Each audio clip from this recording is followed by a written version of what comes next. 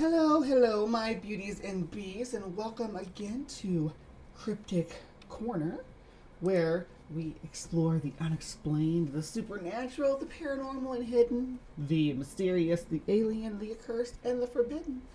I am Miss Bumblebee, your humble host for the evening, and today we are looking at another indigenous North American cryptid.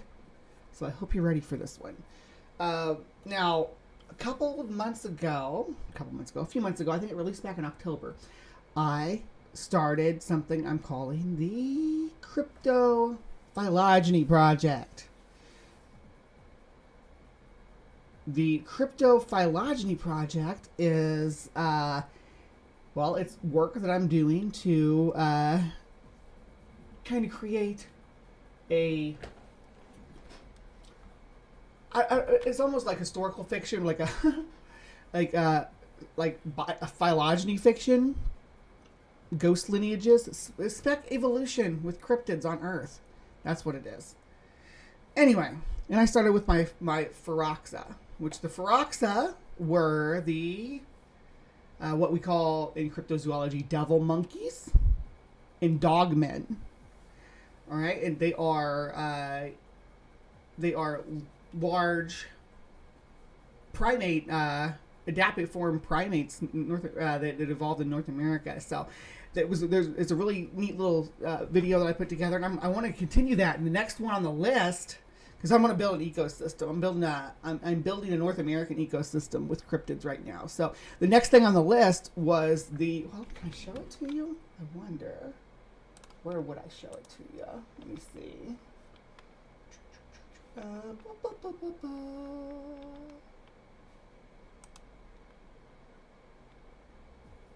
it going to be in Build a Beast? Anyway, yeah, I'm not going to hassle with it right this second, but I have started on it. It's just been, it was supposed to release in December to go along with the Mothman season. That did not happen. Between moving down here, the holidays, and some of the other struggle bus stuff that I've been dealing with, including like the election, for instance, my mental health. It's been a bumpy ride. Now I'm here and I'm ready to start working on it again as soon as I can get my inspiration. But the next animal on the list was our omen owl. The omen owl is the origin for quite a few cryptids in North America, including most famously the Mothman. The Mothman was a omen owl. The I guess the Owlman of Manwë was not, but we'll get to that one eventually. We'll get over to Europe, but I'm going to start with my North American ecosystem. So yeah, Mothman, the winged humanoids, Lechura, or the Mexican owl witch. There's two subspecies of it. We'll get on that into the video, but today's cryptid I would probably fall under that category to fit into the omen owl category, which is a giant species of owl that actually does prey on Pharaoxa. So it'll have an ecological link to our previous video.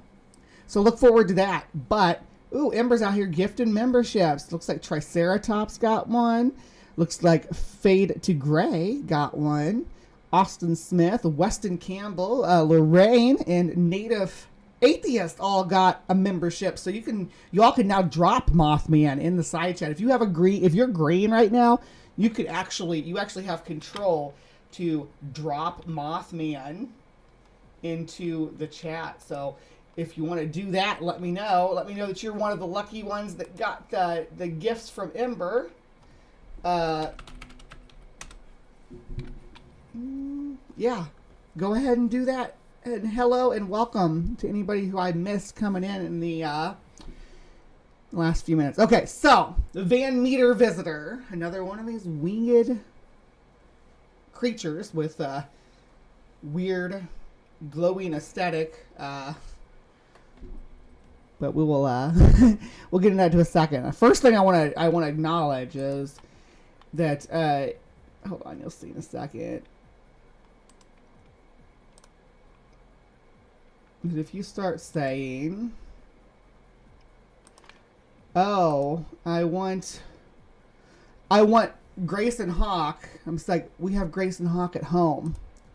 The Grace and Hawk we have at home. That's who we're looking at today.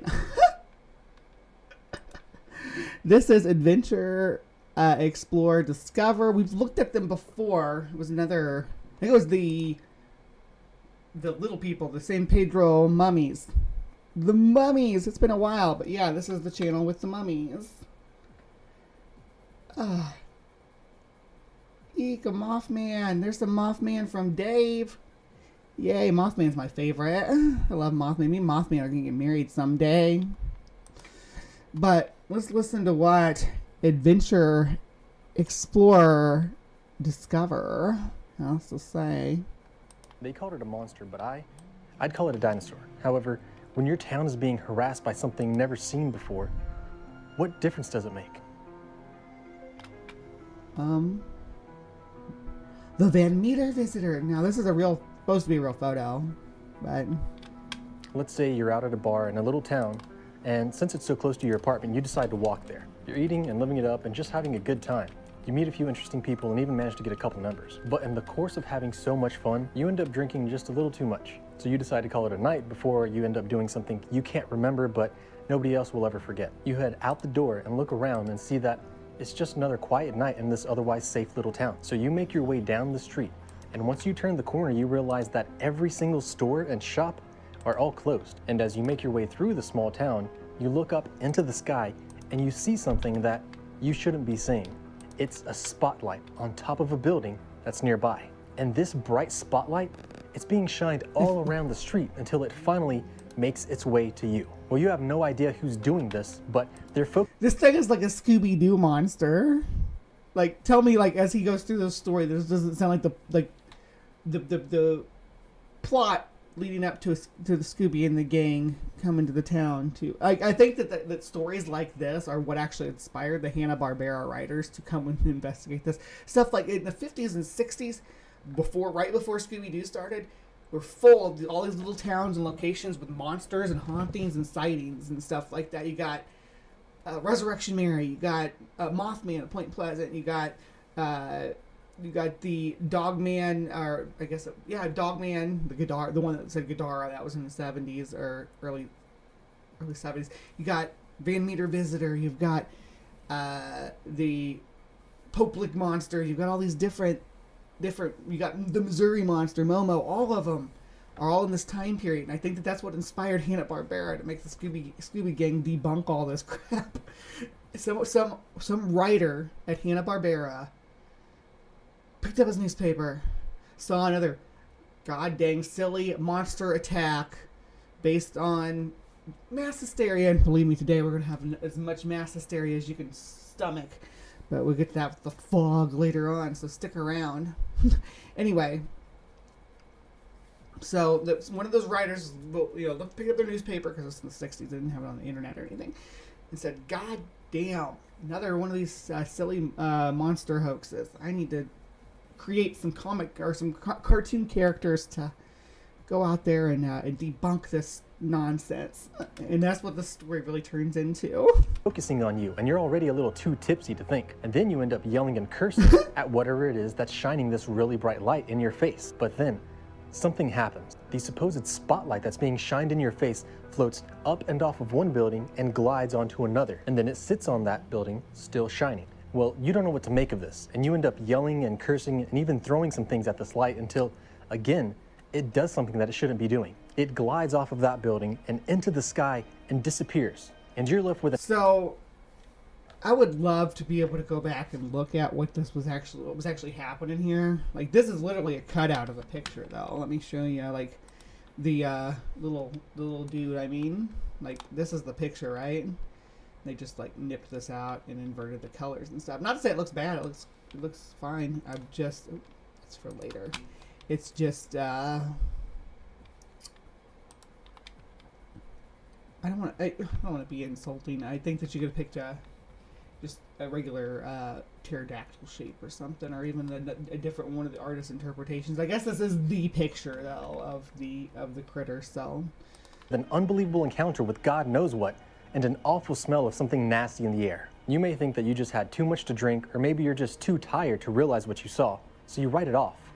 But then, a banker, a salesman, a doctor, 2 merchants, a mine director, and a group of miners all end up coming forward throughout the coming weeks, saying that they all saw and smelt the same thing that you did. now I did have another. There's a few great coverages of this that are the right length. I like this guy. Honestly, I think he's cute, so that's why I'm watching this one. And I think he's a good storyteller. The other one I had though was this really funny, sarcastic dude, and he every time he's mentioned the miners, he pulled up a picture of the dwarves from The Hobbit. It was kind of adorable. And aside from anyone who had something to drink, that's exactly who had all seen this unknown creature. A banker, a salesman, a doctor, 2 merchants, a mine director, and a group of miners. And it all happened in Van Meter, Iowa, which is why this creature was dubbed the Van Meter Visitor. If you were to pay a visit to Van Meter, Iowa in September of modern day, you'd see the festival that the town puts on. So this is roughly the form of the creature, right? It was, at the time they would have called it pterodactyl, a pterosaur, or pteranodon, because the crust, I think. But regardless, but it has a toothy beak. Look at that. But the feature of it is this horn on the forehead that glows, right? And that's one of the reasons why I mentioned Scooby-Doo too. Is because like one of the monsters is actually a humanoid pterodactyl man that glows, isn't it? Which is basically the Van Meter Visitor. When I see all your cats, I get the feeling you're a zookeeper. I used to have a whole bunch of bugs and be a zookeeper. Actually, when I started the channel, I had like dozens of insects. Whittled on down now. Crows and cats and chipmunks. The countless tourists that come out in the hopes of spotting horrifying. There's barbecue, food trucks, and you can follow a guide as he gives you a walkthrough horrifying. There's barbecue. Countless tourists that come out in the hopes of spotting horrifying. There's barbecue, food trucks, and you can follow a guide as he gives you a... I'm not going to judge you for editing mistakes, though. Like I said, I've got the cryptophylogeny projects up. Go look at my first run on that because it's pretty rough. I actually got a lot of editing critiques from my friends to say, hey, you know, try this and that. So we're all always learning. So I'm not throwing shade.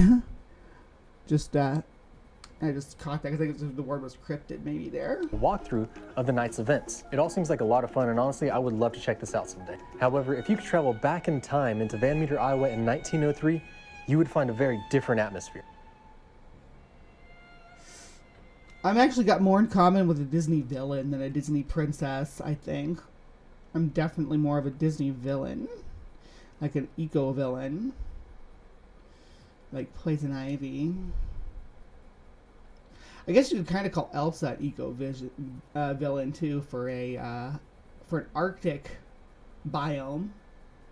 In the first movie, at least, because she's kind of she's the red herring villain, I suppose, is the better way to look at it. On September 29th, 1903, a farm implement salesman was returning home after a long, hard day. It was 1 a.m., and with a population of 900 people, the nightlife of Van Meter was non-existent. Everyone was either in bed or going to bed. Griffith made his way home when he saw an extremely... I don't think this guy mentions it, though, but it was also the World Series. So, 1903, there may have been some radios around. I don't know. Was the 1903 World Series broadcast by radio? Let's find out. Was the 1903 World Series broadcast on radio? Nope, they didn't broadcast it until 1921. I don't know why that person even brought that up. One of the videos I watched was I made a big deal about, well, everybody's paying attention to the baseball game. They wouldn't have been able to pay attention to the baseball game in the sticks in Iowa in 1903. Bright light. And as he looked at it, it seemed as though it was a spotlight because of the intensity of it. And then it did something spotlights aren't supposed to do. Griffith walked closer to the light to inspect what was going on, but then it jumped from one building onto another. So he began walking towards it again, and then just because you can't toss a lantern or light from one building to, and remember 1903, right? So they didn't have like the idea of a like a hand torch was a lantern with little slide windows and stuff, right? It wasn't, unless you were a miner or working in, well, I guess there was mines there, but unless you were a miner or working in the railroads or something, you may not have been used to seeing a spotlight like this. What I think is, I have a pet theory about these miners and what they were doing on the roofs of these buildings in the middle of the night. But I do think that this is miners with miner helmets on that have the candle in the middle. That's my pet theory. As soon as it appeared, it vanished and it left behind an awful stench. And again the next night, another man had seen an odd, unnatural light. On September 30th, in the middle of the night, Dr. Alcott was sleeping in the back of his office when he was woken up by a blazingly bright light. So, Dr. Alcott is he's the main the main character, I guess, sort of in this story. He's sleeping in the back of his doctor's office. Yeah. I don't know if he had a fight with Mrs. Dr. Alcott, but for whatever reason, he's sleeping in the office. Shining in his face. He turned his head toward the light outside his window. He couldn't tell what it was at first, so he took a moment to go grab his gun to confront whoever it was that had woken him up in the middle of the night. And luckily for him, he only needed to look outside of his window to see what it was. Had he gone outside, he wouldn't have had anything between him and the half-man, half-creature that was the source of the light. It had massive bat-like wings and a blunt horn on top of its head, along with a horrible smell. So anyways, he started blasting and he fired off 5 shots in total, but they either didn't meet their mark or they did nothing to the creature. And then see, a lot of the art shows glowing eyes and a glowing horn though, but I think the glowing horn, like in the reports, was the main feature. I wouldn't think that you'd even be able to see its eyes with the glowing horn being like a spotlight on you, or like, you know, a candle from with the mirrors from a miner's helmet.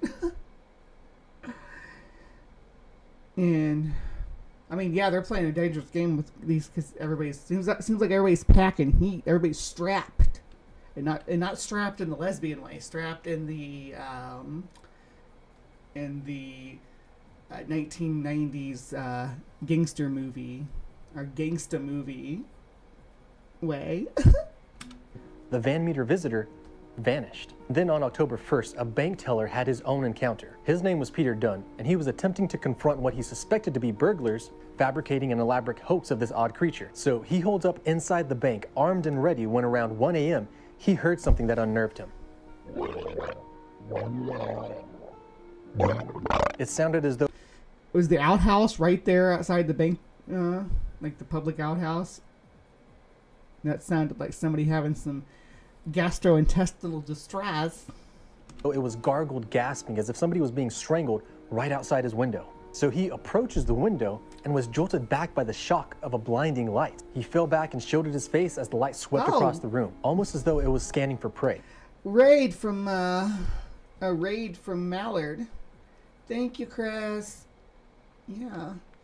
Yeah, so Chris has a Sci-Fi Saturday show that goes until the top of the hour here, which, I mean, it's 9 in me and Chris's time, but yeah, 10 Central, 11 Eastern is when it ends, and we usually get a little boost in our viewership, so thank you.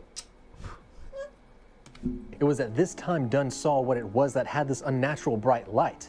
It was a giant creature fitting the same description as the two men the previous nights, and as he raises up his rifle, he fired, but as soon as he did, the creature vanished. But again, it left the man with this same disgusting smell. There's two more accounts that really tie the story together, but before we get into those, I want us to take a step back and think about this for a second. Did these three men really encounter the same creature? No, that one has like the ruff around his neck like a vulture. I find that very interesting because once there's a one monster sighting and then that hysteria, mass hysteria brain kicks in, Every little flying, every big flying animal is going to look like a monster to you. Or was it all a lie? Well, there is the option that it was just a story that never actually happened, or that it was a lie by the town in order to do... I'm not sure. Back in the day, I don't think people corroborated hoaxes because it just wasn't that big of a thing, especially in such a small town. Even the story about Bigfoot and its film wouldn't come out till another 5 decades. Or the other option is that what the banker, the salesman, the doctor, 2 merchants, a mine director, and a group of miners all saw something real. Oh, at least he uses it there. Yeah, that's good. He used ballin'. Salesman, the doctor, 2 merchants, a mine director. Yeah, the mine director is Balin from Lord of the Rings. Look at that. And then I guess the miners he's directing are the 7 dwarves, though, not his regular dwarves, but the 7 dwarves from Snow White. And I wonder if they have culture clashes. Is there different dwarf culture between Disney dwarves and Tolkien dwarves? Like Magic Kingdom dwarves and Middle Earth dwarves? Are they like? Because for one thing, I do know that the Disney dwarves are they don't live in subterranean cities. They live in forest cabins and small family groups, and it doesn't seem that they have any special attributes for being subterranean like we do see in Tolkien's dwarves. And a group of miners all saw something real. But what could it have been if it truly were real? Well, this could be one of the most famous creatures of all Native American legends, a thunderbird. Now, first off, I know this takes on the appearance of something more similar to a pterodactyl or a pteranodon. And I want to just clarify here too that we've covered thunderbirds fairly recently. Let me see, maybe I can drop a link. Cause any of my mods able to do that for me while I'm streaming live? I'll drop a link to the Illinois Thunderbird video, because there's folklore in the Midwest, even, and not Illinois specifically, but Iowa is not far from Illinois. It's one of its border states, of thunderbirds. But just for a moment, what if mankind existed alongside dinosaurs? I know the majority of us believe that we didn't, but the University of Bristol and the University of Freiburg in Switzerland say that they have found some evidence that human ancestors did briefly live at the same time as dinosaurs. Well, yeah, our ancestors lived. And when you use the word ancestors, it's really going to make a difference, because that would be like our shrew-like ancestor that lived during the Mesozoic. It would have been a little rat dude. It wouldn't have been like a humanoid. I mean, we certainly do still have like a collective memory, a genetic memory of being tiny little critters, being afraid of big sky monsters, because yeah, that's a real threat. And from Africa, there's a few different eagle species that preyed on our ancestors. We even have like the Tong Child, for instance. Drop a link to that video too, the Tong Child video that I did, which was a Australopithecine that got attacked by an eagle of some type, and we found the remains in actually like a midden, so where the birds would drop their scraps. So yeah. We're said to have a Mothman here in Illinois, too. Sightings near Chicago. Yes. Yep.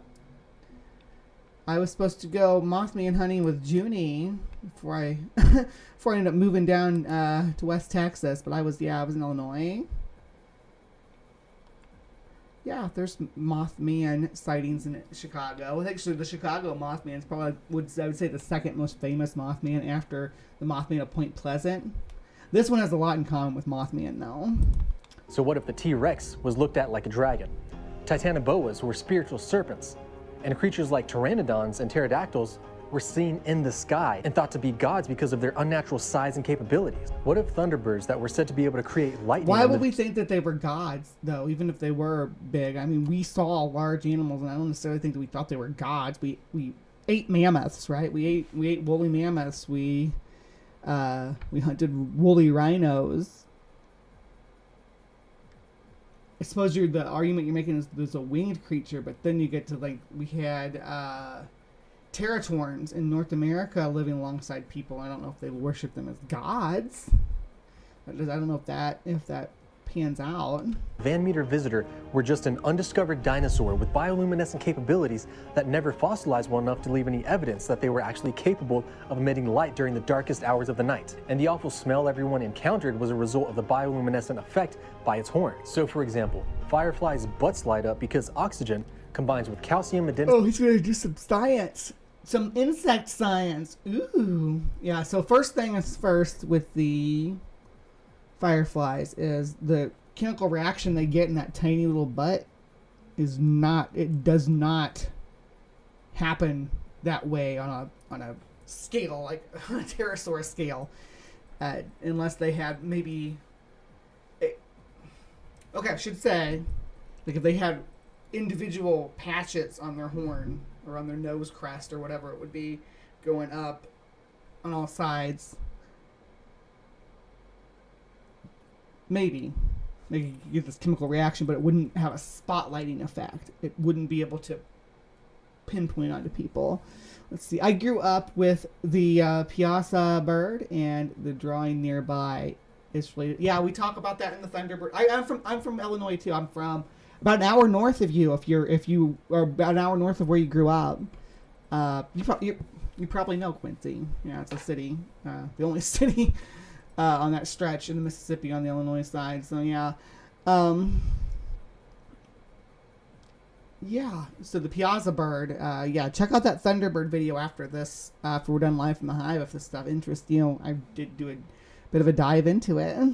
Triphosphate and the chemical luceraphane in the presence of lucerafase, which is a bioluminescent enzyme. I didn't know that off the top of my head. I had to do a little bit of research why this happens. And in doing so, I also found that it's extremely difficult to have the same reaction in larger quantities. And even though fireflies don't stick... Well, there you go, yeah. But I think a workaround for that would be just if the animal had individual patches, like 1x2 patches, 1x2 centimeter patches on their horn. It could work.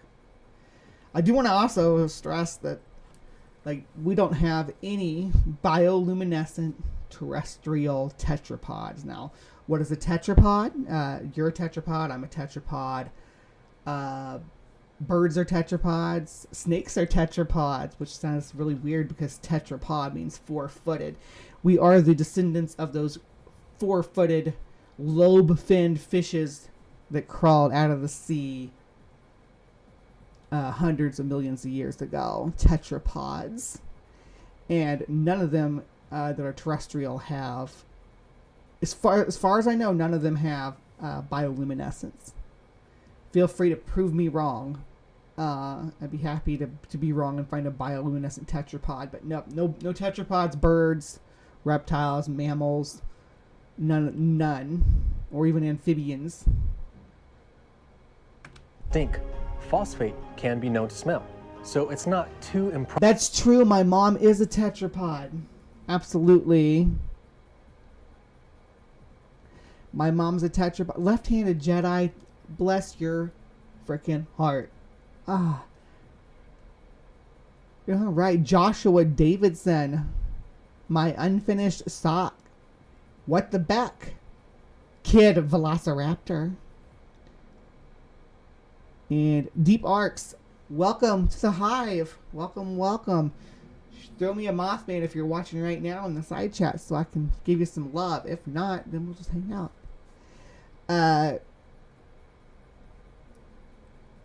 Where was I? I think I was just getting ready to play. Probable that an unknown dinosaur may have still been alive in the dark recesses of Iowa, and it's on its last leg. So assuming that this dinosaur still been alive, so it's not too improbable that an unknown dinosaur may have still been alive in the dark recesses of Iowa, and it's on its last... An unknown dinosaur. Okay.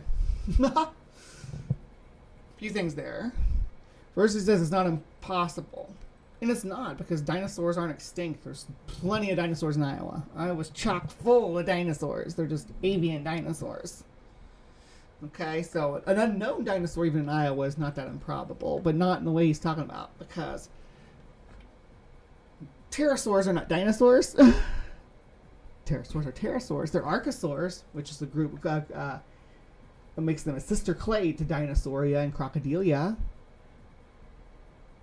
but they're not actually in the dinosaur clade, if you get my meaning.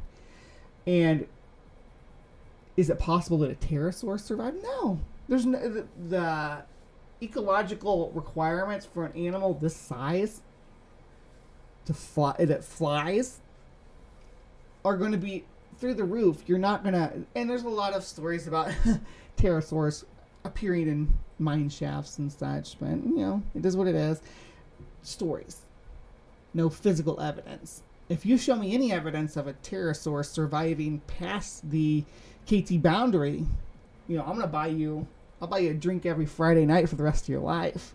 Last leg. So assuming that this dinosaur had a bioluminescent horn that it could use to focus light for hunting and potentially mating. And it's this rare creature that would be seen flying in the sky at night, creating a powerful beam of light, or what may appear to have been lightning. Because of its large size, this creature used a unique chemical composition to create its light, which also... We actually have I have for my phylogeny, our cryptophylogeny project that I was working on, I do have the Thunderbird in that ecology too. So we'll get to that. We got to get through the Omen Owl and one more thing before we're going to do the Thunderbird / rock. So resulted in a stinky smell because of it. It's a naturally occurring animal that lived alongside Native Americans and was finally dying out at the turn of the century. Now, maybe I'm wrong, but to me it just sounds like it makes so much more sense that an unknown species of dinosaur survived and was seen by the Native Americans, which works with an unknown species of dinosaur? Are you again? I'm assuming that we're using dinosaur to mean pterosaur too. The existence of thunderbirds and the Van Meter visitor in Iowa. And I know it's probably a type of flying reptile, but if you see something flying up high, you're not going to think, oh, hey, look, there's a lizard. You'll just assume that it's a bird and call it such. That's my way of looking at all of this and attempting to ground it in some sort of similar... Well, if it has membranous wings, though, wouldn't you be like, oh, that's a bat? Or a dragon? My realistic viewpoint. But what do you think? Even a full 24 hours after Peter Dunn's experience, 2 more men would have their own in the same night, but yet separate from each 2 more men, not 2 Mormons. Completely different. 2 more men. But we're not terribly far from Nauvoo. I think that the Mormons were the large faction of the Mormons, though, had already traveled west by this point, 1903. Each other. O.V. White was asleep in his bedroom over his hardware store when he was stirred awake by an unsettling rasping sound. Feeling concerned for his safety. What's with all these bros sleeping in their stores? He grabbed his gun and went to inspect with an maybe he has an unsettling apartment rasping sound. Feeling concerned for his safety, he grabbed when he was stirred away separate from each other. O.V. White was asleep in his bedroom over his hardware store. Okay, so he has like an apartment over a store. I redact that judgment because having your home above your business is freaking based as hell. Yeah, this is the story from Rodan, right? Like, well, except for it's a mine shaft instead of a volcano, but other than that, there's no giant bugs for the Rodans to feed on. When he was stirred awake by an unsettling rasping sound. Feeling concerned for his safety, he grabbed his gun and went to inspect what the strange noise was. And as he looked out of his window, he saw a large creature perched on a telephone pole. He couldn't entirely make out what it was, but like all reasons... I love the prehensile tail, though. Like, it's an interesting concept, a flying predator with a constrictive prehensile tail. I kind of like that. Like, it could fly down and grab like a gazelle around the throat with its tail and just start squeezing as it flies along above it, or even lands on its back and strangles it out. That's an interesting predatory tactic that you don't see like actually panned out in nature, but I don't see why it wouldn't work for it to be able to land on prey's back and strangle it, or even like something like a rabbit or something, like literally pick it up and carry it off while choking it. Be an interesting predatory tactic. And we do know constriction, is a viable option for taking down your prey. Good morning, Scott Duke. Reasonable people He started blasting, and as he did so, he was engulfed. So if you find yourself traveled back in time to the early 20th century, be very careful to go bounding around on rooftops because they're likely to open fire. With an incredibly bright light and a horrid stench all at the same time. After having heard the gunshot, another merchant named Sidney Gregg was awoken from his sleep and decided to investigate what all the ruckus was about. And he had gotten a much better view of what the creature looked like than White had. It was around 8 feet tall with a beak like a bird, but wings like a bat, and 4 legs. As he watched the thing, it lowered itself down from the telephone 4 legs, the previous guy said was humanoid, so it's already shapeshifted from being humanoid to being quadruped. pole, similar to how a parrot would do, using its beak. And then it just stopped and stood there, listening. It was the mail train that was coming, and it was so loud that it had startled the creature. So this thing crouches down as if it's about to jump into the air, but instead, it begins flapping its large wings and hopping away. It eventually began trotting on all 4 of its legs until it caught enough speed to extend its bat-like wings and eventually flew away. All of these details sound as though it was a real animal just trying to... That actually does sound like how a pterosaur would take off too, though, like running on all 4s and then jumping and throwing its wings out. The Migo have bat-like wings and starfish heads. There's not too much other descriptions of them other than, that they're sort of humanoid. They have starfish-shaped heads and bat-like wings. That's the Migo, right? Lovecraft? I think that's what you're talking about. The ones who had the Shoggoth as their slaves. Whether it's a beast or Mormon, grab the strap. Yeah. Open fire. Ask questions later. Cites evidence of pterodactyl fighting in the Civil War, then engages 2 times to catch up. We're gonna, that's gonna I think that's what I got for my end of the my transition piece or whatever. My intermission. Yeah.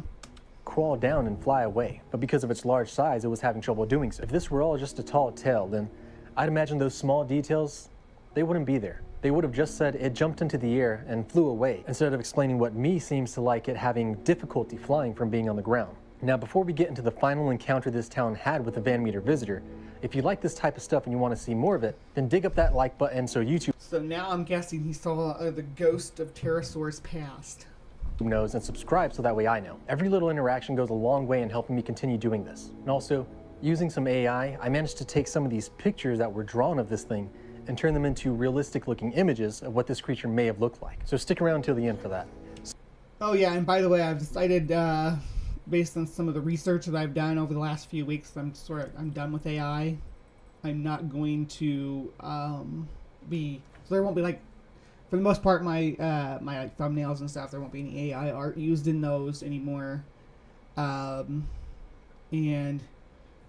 which is ironic because I know the one I had today was AI, but it's specifically because that's the last one I have of the AI artwork. So we're switching back to how I used to do my thumbnails before. I don't just in particular, I'm not interested in contributing to that. But as I was saying, yeah. So at this point, 5 of the town's most well-known individuals had all had an encounter of this large animal bat-winged creature. And after hearing about this, the miners... Miners, not miners. You lost me. ...thought that there could be some sort of correlation between the ungodly sounds that they had been hearing inside this old mine. So a couple days... I want to y'all just take a moment to look at the helmets of these miners and tell me what you notice about, like, what would that look like in the night? If they, and boy oh boy, could you make yourself look like a pterosaur with a flaming horn? Days after O.V. White and Sidney Gregg's ordeal, mine director J.L. Platt Jr. heard these ungodly noises coming from the open mine shaft. And I've been using this term ungodly specifically because Platt had described the noises as though... My issue with AI, guys, is more so how much energy it takes to create. Like, how much juice goes into those engines. So Satan and a regiment of imps were coming forth for battle. So just imagine the terrifying sounds he heard, something truly unsettling. So unsettling, in fact, that Platt began to back away in fear of what was coming towards the opening of the mine shaft when he was nearly thrown into shock at what it actually was. According to him, it was a bird-like creature that had wings like that of a bat with a horn that protruded from its forehead, and from this horn came a blindingly bright light. But wait! There's more! Once the first creature had emerged from the mine, a second smaller creature had emerged as well. See, and this one has wings that are separate from its arms, like sort of like a griffin. So it's hexapodal. Now, hexapodal means it has 6 limbs. So if it's hexapodal, it's a good chance it's an arthropod, which would make a lot more sense even than a living pterosaur, some kind of large subterranean arthropod would be more likely to have bioluminescence. Now, I've heard various accounts of what happened next, so I'm just going to tell you both versions. Version 1 says that a group of townspeople formed a mob and came back to the mine to wait until the monsters showed themselves. Eventually, when they did, the townsfolk opened fire, and the creatures flew off to never be seen again. However, version 2 says that Platt gathered a group of armed men to wait for the monsters' return. The men waited there all night until finally the creatures returned to the old mine, and all of the armed men opened fire, but their bullets didn't do anything to them. And according to the witnesses that had seen the whole thing, it was enough to sink the Spanish fleet. But I guess it wasn't enough to take down these 2 monsters. The monsters seemed angry, if anything, and flew back into the mine, releasing this toxic smell. Once inside, the men... That's the thing too. When I get stressed out and scared, I also release a toxic smell. So anybody who's wanting to kidnap me or harangue me in any such way, be prepared, because I will defend myself with chemical warfare. Because I have IBS, and it will come at you if you upset me. Immediately got to work barricading the entrance to prevent their return from the mine, and that's where the story ends. The 2 winged creatures were never seen, heard, or smelt from ever again, which leads us to the biggest mystery. What do you really think the people of Van Meter were seeing? Was it some form of prehistoric creature that forgot to go extinct? Maybe a demon sent straight from hell to wreak havoc on this otherwise peaceful little place? Or did they not see anything at all? Was it all just a big hoax? Or perhaps the past is home to secrets that we still don't have and may never have. Maybe all of these Native American stories were accounts of animals and creatures that we have yet to discover. Or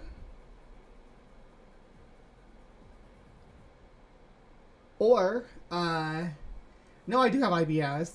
I have a lot of medical stuff. I just about all of them. I'm not making fun of your IBS and making fun of my own, which does sometimes render me pungent. But what do I think they saw? I mean, we saw the miner helmets. You kind of know what they look like. Draw your own conclusions from there. I don't know what the guys were doing on the roofs of the buildings, or why they would risk getting shot, but people do all kinds of dumb stuff. So I mentioned earlier that I used AI to convert some drawings into images of dinosaurs. And here's what AI did with them. Personally, I find it so interesting that of all the things they basically described, it was really like a pteranodon. Aside from the horn that lit up the night. That's basically what all these stories say. Without the glowing horn, it wouldn't be all that unusual, especially when there's other reports of dinosaurs being seen all over the world, such as the monster at Partridge Creek. But that's another subject for another time. Right now, let me know what you think down in the comments. And then check out this video YouTube seems to think you'll love, and I'll see you there. Yeah, so homie's like, yeah, it's no joke, yeah. So that was Indiana Jones's impression. I'm looking at this modern tour. I don't know how much of it we're actually get through because we're down to the last 15 minutes of the segment, but we'll see how much. It's a 15-minute video, but I'm not going to watch the whole thing. Maybe I'll speed it up too. That should help balance things out.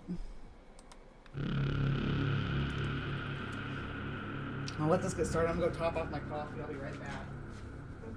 Don't look at my butt. Did you see my butt? My skirt was out. All right. Welcome to Van Meter, Iowa. Population of around 1,500. This quiet, unassuming Midwestern town is home to a series of bizarre events that are to this day unexplained. In September of 1903, multiple townsfolk witnessed eerie lights, odd noises, and pterodactyl-like creatures that terrified the community over a period of 5 days. The encounter culminated in a flurry of gunshots and finally ended with the beast being sealed in an old mine. This is the retelling of those events. The legend really began 118 years ago, late September 1903. U.G. Griffith, who was a business owner, was coming home about 1 a.m. when he saw a bright light on one of the buildings. We don't know which building he saw it on, and they just said he drove in. We assume he was still on horse and buggy, but automobile is possible as well. So he sees this ball of light on one of the buildings. He slows down and proceeds with caution, thinking it's a robber, a hoaxer, something's up, lights on top of the building. As he comes to a stop, the light disappears and then reappears on the other side of the street on top of that building for a matter of a second or so. I'm back, and this is like a private tour that people were able to take during the Van Meter visitor days in 2021. Like they have like the same way they do with Mothman, except for it's for this thing. And then vanishes into thin air. Some say it flew to the other side, or maybe there were two lights. We don't know. So the next day, he starts talking about it in town here in Van Meter. Now, in 1903, Van Meter had about 1,000 residents, about what it has today. In fact, if anything, it was a little bit bigger back then. They had a couple bars, a few... Mad computer scientists dropping some facts. AI brought to you by linear matrix algebra. Oh yeah, I'm gonna give that a thumbs up. Everybody give that a thumbs up in the side chat. Two hotels and a lot of businesses. 'Cause so the it's next true. day, Mr. Griffith, who was a respected businessman, starts talking about it. Now, people of the time in Iowa, they knew about UFOs, and the airships of 1896 and 1897 came through. All the newspapers were full of mysterious lights in the sky, so this wasn't something that would be puzzling to them. They would have known this. So the next day, people didn't really pay much attention to it. But the next night, things got even more bizarre. That's when Dr. Alcott, the town physician, was... I guess we need to talk about airships sometime too, don't we? This is like airships are what there were before UFOs. It's basically 17th and 18th century UFO sightings, but they're described a little different. They're described more like floating things than like flying things, like levitating, sort of. I guess is the best way to put it. Like blimps, like dirigibles. Sleeping behind his office, as business people did back then. It was about 1 a.m. again, and he was awoken by a bright light flashing in his room. He went over to the window, and here, right on Main Street, Van Meter, he saw what he reported to be a half-human, half-monster out on the ground. Was that done on purpose, the person with the light-up skateboard thing? 8 feet tall, giant leather bat-like wings, and a horn on its forehead that was where the light was supposed to be coming from, shining bright in the dead of the night. I have to give Dr. Alcott credit. He didn't just watch this giant bat-like creature. He grabbed his gun, which the newspaper said was of immense proportion, came out and blasted it 5 different times at close range. Now, this is my favorite part of the Van Meter. This is Iowa, y'all. You hear about Texas, but Iowa, they love their guns too. I'll promise you that. I've spent a good deal of time in Iowa. Had friends and family that are Iowegian. I dated a girl from Iowa when I was a teenager named Nikki. She's a sweet girl. Wonder whatever happened to her. It had no effect, so he saved the last bullet and barricaded himself in his office until the safety of daylight. But it was on the third night when things really got bizarre, because now the town was split. After 2 eventful evenings, about half the town thought it was nothing more than a hoax, a bank robber, while the other half started to believe maybe it is really... Laser bats! It's laser bats, you guys. I like that. Bats with freaking laser beams on their heads. A monster. One of the disbelievers was a bank manager named Clarence Dunn. He believed it was a bank robber that was trying to rob the funds of the town. Van Meter's only bank back then. It's too bad these guys don't have guns on their hips here to punctuate what I just thought about Iowa. So the newspaper said that he left his family alone to fend for themselves. They lived in a house out by the high school. I don't think Kevlar was invented at that time. Let's see.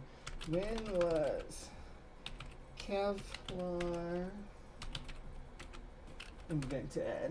1965. So this is about half a century before Kevlar, but in my theory about this being something that was perpetrated by the miners, and maybe they were trying to rob the bank, but I think that the resources available to miners as far as equipment and stuff to build, Tony Stark body armor. Not really though, but like to build like a shield or something that maybe shaped like a giant pterodactyl head. School here in town, and he grabbed his shotgun, filled it with buckshot, and he made. Not even saying that they were like planning on it being a giant pterodactyl head. It's just a triangle or a like shaped like a tower shield with their little lantern in the dark. His way down to the bank to protect the town's money. So he sat in the bank patrolling it. Now, the bank building's up here on the right. It is now a law firm, but this is where the bank actually was in 1903. So Clarence Dunn, the skeptic, is sitting in the bank. I understand you're wanting to throw a certain atmosphere on this, but like it'd be good to be able to just like see. And we saw this with the guy at the ghost sites when we did the haunted tree episode at the California one. That guy. It doesn't help when you put your own effects over top of the video and the audio if we're trying to absorb the natural atmosphere of the location through your recording here. And about 1 a.m., he hears what sounds like somebody strangling on the east side of the building here. This was probably not here at the time. And it sounds like someone's strangling, and as he's inside, he sees a light flashing back and forth as though it's searching for something or someone. Behind the light, he can see a gigantic bat-like creature staring at him. He's so frightened, he shoots out the front window of the bank with the shotgun, and the creature disappears as fast as it appeared. He barricades himself back in the bank and waits for the safety of daylight. On the fourth night, things kept escalating. It seemed like every night things were getting more and more bizarre. It started out with just a UFO sighting over a building. Now you have... Yeah, it's getting more and more bizarre. Again, I think that this was some kind of human shenanigans, in my opinion, that did not pan out because the townsfolk were trigger happy late into the night. had the banker shooting out the front window at mysterious monsters in the dark. The next night, about 1 a.m., O.V. White, who owned the hardware store, which was located right where that Peach building is today. It was an old brick building. If you've seen the cover of the Van Meter Visitor book, that's the building from the cover. That was O.V. White's. That's telekinesis, Kyle. What about the power to kill a yak from 1,000 yards away with mind bullets? That's telekinesis, Kyle. Love Tenacious D. Hardware and furniture Hopefully I don't get copyright struck for that. store. And, as a lot of business people did, he was sleeping above his business. How about the power to move you? A history of Wonder Boy and Young Nasty Man. Late at night. Damn at it, about 1 John, a.m., what he did was you do to awoken me? by the sound You got me going full Tenacious D up in here. of rasp being rubbed together like files, gnawing at each other. Very aggravating noise. So he walks over to the window, and he can see nothing at first. So he lets his eyes adjust to the darkness, and there, 15 feet in front of him, somewhere, we think maybe on this corner or this corner, they just said right around the corner from his shop, on the Mather and Gregg building, he sees this thing sleeping on the cross of a telephone pole. So he took deliberate aim. They said he was a crack shot, and he fired at this beast hoping to kill it. But instead, it seemed like he just... By this time, most of the townsmen would, and I'm not even being mean here, by this time in the evening, most of the townsmen are probably drunk. Just in general. Like the mainstay was like beer. So I'm not saying that this person was necessarily drunk, but I would say that out of these 4 men who saw this creature, that there's the chances of them all 4 being sober is very, very slim, but the chances of all 4 of them being drunk, or 3 of them being drunk, or the majority or whatever, is pretty high. just woke it up from its slumber. The thing focused its light immediately on O.V. White in his window. O.V. White said it released some odor that erased his memory. He has no recall as to what happened after that weird odor hit him. Those of you who are interested in UFOs might equate this with missing time or a screen memory or not having an idea what happened after this odor hit him. But his gunshot did awake Sidney Gregg, who was also a businessman. He went over to his window and he saw the creature descending the telephone. Okay, so this guy was waking up from his sleep. I don't want to assume that that means, oh, he wasn't able to think clearly or anything, but he could have also been inebriated, of course. Telephone pole using its beak for support, much like they said a parrot would have done. So the creature is now on the ground. Sidney Gregg said it's hopping around with its wings extended. It was at least 8 feet tall while it was standing there, and it seemed to be hopping around like a king. Yes, John Hudson, a secret to be told, a gold chest to behold, blasting forth with three-part harmony. I'm gonna get my guitar out and start playing Wonder Boy for you if you keep it up. Kangaroo. Then, at about 1 a.m., the fast mail came through town. The train. It blew its whistle and Actually, don't hold me to that. I'd have to give it a couple hours of practice. It's been a long time since I played Wonder Boy. Sidney Gregg said that the creature tucked down on all fours like it was going to attack the mail truck, the train coming through. But instead, it started running here on this street on all fours with its wings extended and flew off out in the area of the old abandoned coal mine.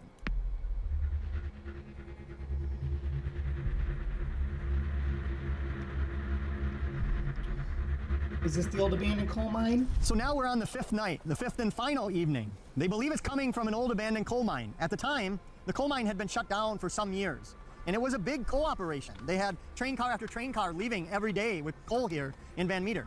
And you can't see it. I think that the correlation between the coal miners and the sightings and the way that their helmets look with the candles compared to how the creatures described are very suspicious. Very suspicious. In the darkness here, but there's still some remnant buildings of the brick and tile factory, which was right next to the old abandoned coal mine. There, they had crews working 3 shifts a day, 24 hours, making the brick and tiles. So on the 5th night, the manager of the brick and tile factory hears something rumbling in the old abandoned coal mine. He had been hearing it apparently for several days, so he decides to go over. And he walks over, and he heard what sounded like Satan and a regiment of his imps coming up from hell to wage battle on the town, according to the newspaper. So as he's there with some of his men, this creature comes up again, the visitor. But now there's a twist, like a great Hollywood cliffhanger. There's a second one with it, a much smaller version. Those effects are not migraine friendly. Yeah, I know. Of the same creature, whether it was the offspring or the female gender of the species. They decided that whatever the species is, they have genders. And interesting approach, but and why wouldn't in birds, for instance, the females are generally larger than the males, so why isn't the larger one the female speculated to be the female? Because they would need to be able to maintain flight when they're gravid. Which gravid means they're carrying or producing eggs inside their body, so that they're actually putting on a lot of weight. And I know they only formulate the shell on one egg at a time. There's like a little chamber in their lower birth canal or whatever, that lower cloaca.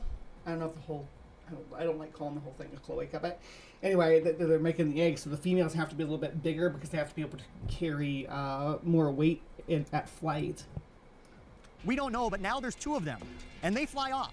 But the newspaper said nobody knew where they went that night because they weren't spotted. Yeah. Everyone in Van Meter had put every light that they had on for the evening to scare these things away.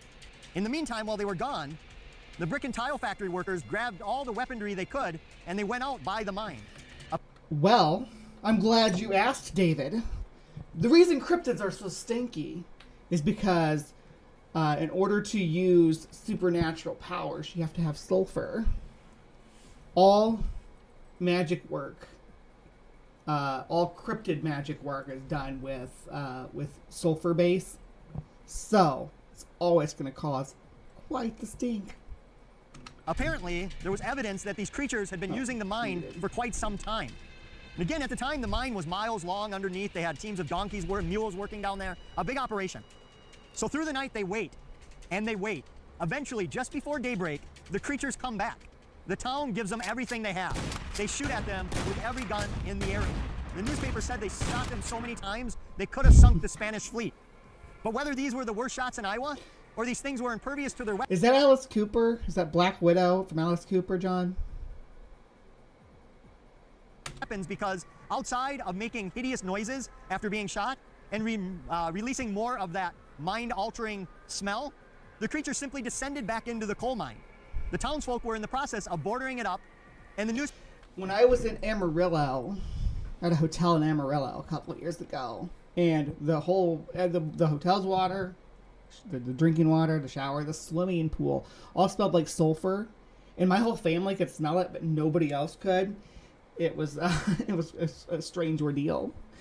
The water here, fortunately, does not have that pungentness. The newspaper said their next plan was to try to get rid of these creatures. But that's where the story ends. There's no follow-up. Did they dynamite it in? Did they kill the creatures? Did the creatures fly off to become the Mothman of Point Pleasant or some other winged cryptid out there? We have no idea. Maybe it went to New Jersey and became the Jersey Devil. And maybe one of the guns blew its horn off is why we don't hear about the Jersey Devil having a horn or the Mothman having a horn. It's all the same creature just bouncing around the U.S. We don't know what happened. Even the history of the area does not know when the mine was officially shut down, whether they filled it in, how they did it. It's all missing, as though the case never really was investigated. But what's amazing is that over the years, even though this was a sensational story, people forgot about the legend of the visitor. But the place was thought to be haunted, because teenagers mostly would come out here believing that the place was cursed or haunted. They would come out and see shadowy things moving about, bricks thrown on their own by some unseen force. But because they didn't know... Maybe the horn is... Maybe this was the mine shaft was a portal to Equestria. Alright? Yeah, bear with me. Because the creature had a glowing horn, and we have tiles and bricks flying around on their own. Yeah, telekinesis. Had wings. No, every pony knows that that there are winged residents of Equestria and horned residents of Equestria, and sometimes winged and horned residents of Equestria. I'm just saying. We don't know what Equestria smells like. It might smell like sulfur. Know the legend of the visitor. They blamed it on just being a haunted area. Eventually, some even referred to it as a brickyard haunting or brickyard creature out here. So that's where the story ends up, leaving us with more questions than answers.